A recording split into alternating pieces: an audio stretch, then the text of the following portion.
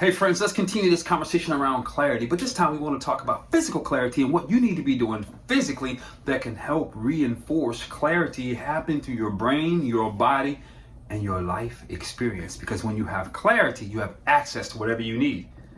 When you lack clarity, you might find yourself running in circles. And listen to me, I'm going to give you these 3 things that are going to have the chance for you to employ, for you to try to make the shift and get access to the things that you want. So when we talk about physical clarity, one of the things I want to talk about is aerobic exercise. You need to move your body. As a former runner, what I found is just the gyration effect of up and down of running actually helps my digestive system begin to move things down so that I have proper stools.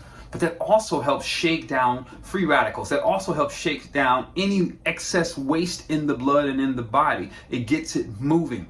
One of the worst things that we can do is to do static exercises alone. Walking through the gym, lifting weights, which is a very good thing, but only focusing on that and not engaging in aerobic activity. There's several ways you can engage in aerobic activity. You can join a dance class. You can go dancing. You can get on a treadmill, you can get on the Stairmaster, whatever it takes that's going to build up that sweat, that's going to help your heart rate pump, which helps pump out the toxins, which helps pump out all the excess mucus, all the waste in the blood, and all of those things that, excuse me, that make you feel tired and lethargic. The second thing that you want to do is strength training. You want to get your body stronger. Listen, let me tell you, most falls, as Dr. Tanji always reminds me, comes from lack of balance. When we don't have balance and strength in our hips and our upper body and our legs and in our ankles, we tend to fall more often. Now I know falling is probably not something you have to worry about, and I don't either at this point. But lack of balance breeds insecurity in you. When you don't feel comfortable or stable in your own body, fear can set in and you begin to operate a little differently. Accidents tend to happen a little more often and you simply miss out. But when you strength train, it does something for your brain and your body. It boosts your confidence in a way that allows you to feel more comfortable in your clothing. I know we live in a society where we try not to bash, and I'm not bashing. I'm trying to help you feel better more consistently. And when you fill out your clothes appropriately, you feel better about who you are. When you sit down on a plane and you're ready to buckle your seatbelt, you feel better about who you are. When you go out on a date, you don't feel frumpy, you feel better about who you are. So strength training is one of the ways that you can do that. And I don't mean you need to look like Hercules, but I do mean you need to have access and control over your body and its movements. The third thing that I want to share with you is this whole mind-body practice. Taking the time. This is where yoga and things like that come in, or Tai Chi, where you're not strength training, you're not looking for aerobic, but you're looking for the connection and finding the oneness in the control of your body and your mind linking and being present. As you're able to be present to that, then you find yourself in bliss. Bliss comes about because you know who you are. You're able to walk in greater confidence because you have that connection happening. My buddies, a couple of my buddies, I haven't joined them yet. They practice Tai Chi and they practice different mixed martial arts. And I'm like, why do you guys do that? But then I realized, oh, it's the confidence factor. It's that whole other element that comes along by having that mind-body connection. Something that I established running. But now that I don't run as much, I've got to reestablish. What do you do? What are some of the things? Drop it in the comment. I want to know, what are the mind-body connection exercises that you're doing that has transformed how you show up? What are the discipline sports that help you focus and hone in on who you are?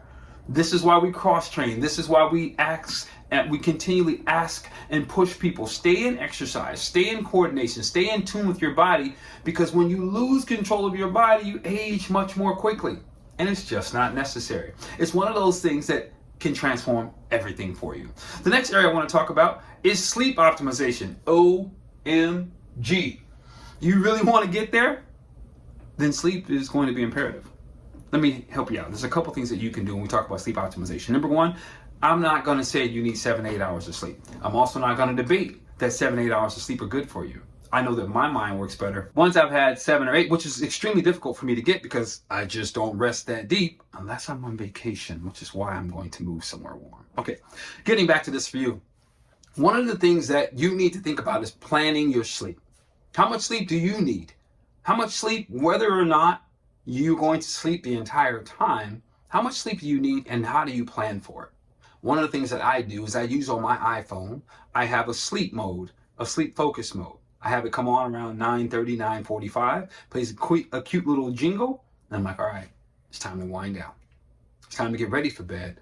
And I probably want to move it up so I can get there sooner. But it's time to get ready to bed. It's kind of my Chinese gong reminder that it's time for me to transition out of the day so I can have planned rest. The second thing that I do is when it goes into sleep mode, only certain people can get through that ringtone. If you can't get through that ringtone, you are not in the in crowd with me. But I have to do that on purpose, including my own mother.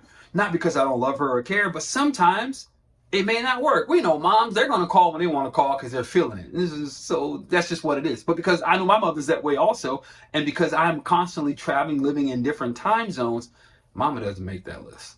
But if she calls twice, she'll get through. We'll leave it at that. But choose who can have access to you and disrupt your sleep. Don't just allow it to be frivolous. This is part of your planning exercise that's going to help you be in control of that. The second thing that you want to do is stop eating food after 7 o'clock at night. Trust me, maybe a light snack, maybe some fruit if you have to have something. You're saying, Marquise, I must go to bed. I must have cookies and milk. Well, that sugar is going to jack you up and give you gas with the milk at night, but that's a different conversation. Getting back to you who are trying to figure out how do I optimize my sleep. If you stop having meals late at night, you're going to make a big difference. Why?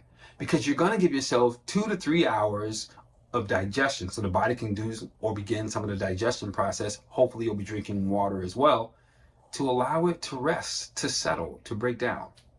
The worst thing you can do is have a heavy meal at night and then expect to have good sleep. What happens when we do that is, although part of us is going to go to sleep, right? It's like, I feel good so I can sleep better. I've heard this before. But what happens is when you lay down to sleep, the digestive system is working all night long.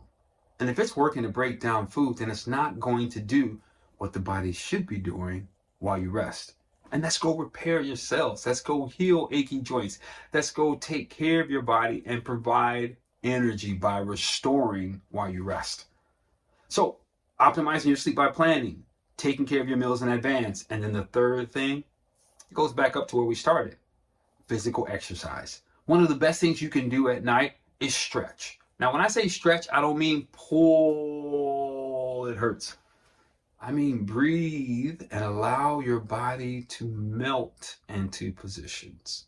That might be some light yoga. That might just be some breathing exercises.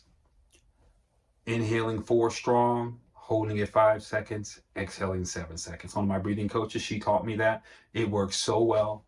But what you're doing is you're calming your body down. You're letting go of the stress of the day. You're clearing your head. You're clearing your mind, your head, and your body.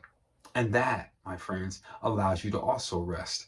It allows you to move into sleep. And then the last bonus thing I want to give you, put on meditation music. No words. Frequency sound works. Try not to do R&B, hip hop, things like that, because those frequencies can disturb your rest. Turn it all the way down like 1 or 2, where you have to strain to hear it, because that drives your focus while you're laying down. And you'll find yourself, slowly but surely, falling asleep. Even if you have to wake up later and turn it off completely, the process of calming your spirit has already began. This is Marquise. Listen, join my free VIP group. Like, subscribe here, share this with somebody you love. Thank you.